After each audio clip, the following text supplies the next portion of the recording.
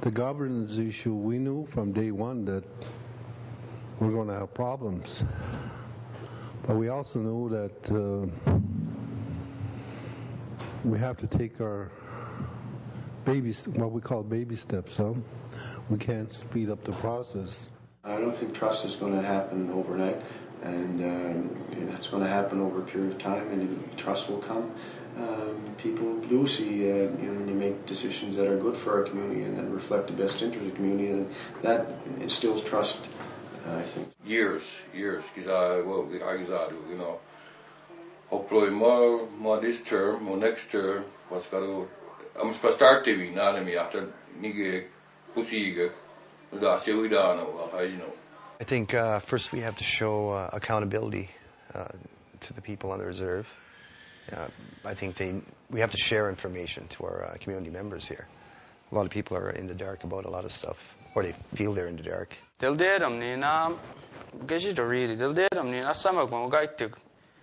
System gisla, so nuda healing first. Nuda aish. Kina masuk no megi manala governance skimina sugaramuk. If we take our time and if we get a clear mandate from the community, I think it's a win-win situation for everybody.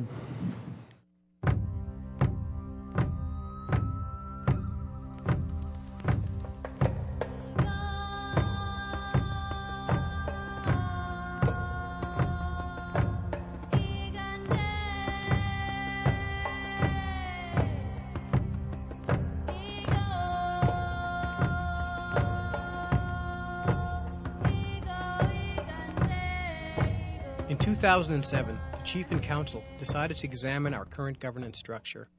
This video is a record of the first steps of that process, now known as the Our Eskasoni Initiative. One of the first actions was to call upon the National Center for First Nations Governance, a non-profit organization committed to assisting those communities who wish to exercise their inherent right to self-government. The First Nation wants to start addressing issues around governance in its own community, within its own nation. All they have to do is contact us, write us a letter, check out our website, and issue an invitation to us, and we will come. We will go there and we will sit down with them and determine kind of process that we could undertake with them to determine whether or not we can in fact help. And if it determined that we can help, given what we're set up to do, then of course we will provide that help to them. But it's a matter of them just calling us and requesting us to come, and we will be there. These issues regarding our rights, regarding our inherent right to self-government, we've accomplished that. We've won.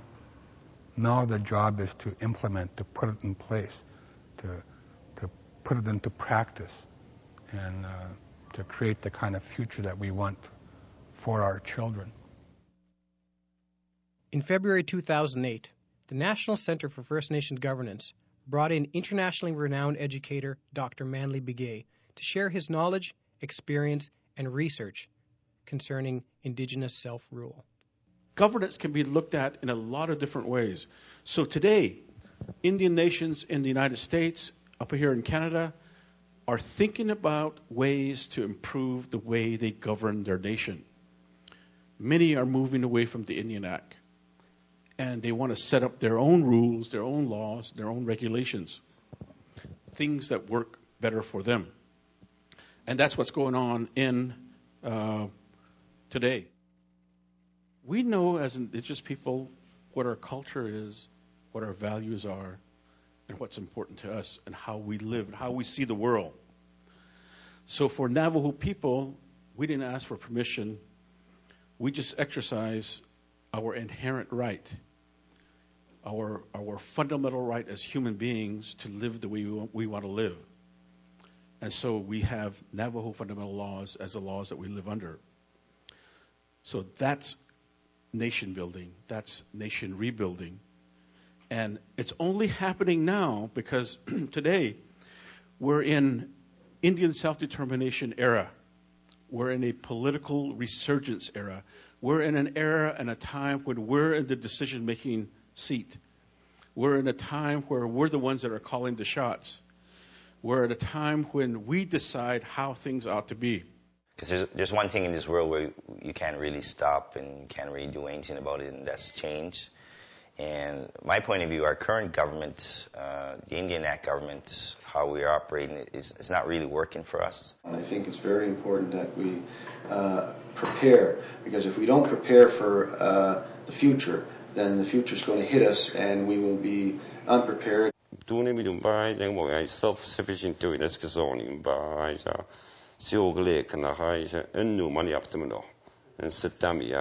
school, hospital, by Indian band, Indian occupancy, takes a big initiative on Chief and Council to make that very important first step. I hope when people look back, 20 years from now, they remember a council that wasn't afraid to make a change, because remember that we were the first ones that took this stand on governance. 20 years time, there was juga. Kwaska nimi do the daisy koigalu pegisi do the Chief and Council 20 years ago. Sadamuk nimi do anega moinina. Debida sutit kia debi mulgidat ki swad no la meski step swad no la aish risk. Jaji beluad no mudanamino. One of the most important things that's happening here at Eskasoni is how you took over the educational system. It is unbelievable. Now that's governance. That's changing the way you think about governing yourself. So when Eskasoni Nation took over the educational system, you were exercising your inherent right to self-rule. You exercised jurisdiction. Because why? You wanted your kids to speak Mi'kmaq. You wanted them to know about Mi'kmaq culture. You wanted them to know about Mi'kmaq values. Those are all very good things. That's a step in the right direction in terms of governing. So what we see happening all across the United States, all across Canada, with these tribes that are listed here, is this governing system not only going into education, but into health, into business practices, into the legislative body of the nation. And it's changing the way Indigenous peoples are doing business today. Right now,